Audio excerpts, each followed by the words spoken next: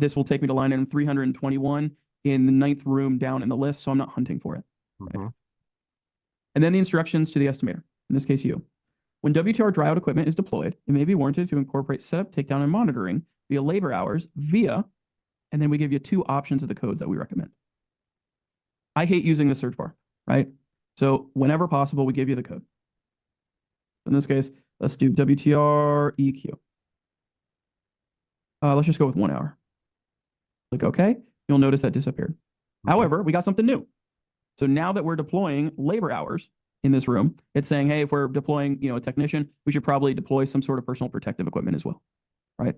So it's essentially updating in real time, taking out alerts, adding new ones in for recommendations on how to write this as a more accurate scope. Now, this is where I can show you some of our macros. So we have really, really solid macros. One of my favorites is personal. I have at least 10, if not more, of those. Good.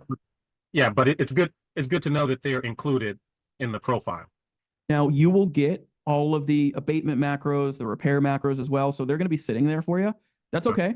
We're going to give you everything, right? So that in the odd case that something comes up, you have access to it. But of course, you're getting the mitigation as well as all the contents macros preloaded. I believe there's about 110, 115 of them in here. Really good stuff. So let's just run the PPE one real quick. We'll run it here in the room. Double click to run. Drag this up. And there we go. You know our macros, bolded headers, F9 notes attached already for you. Update it as you see fit. I'm loving it.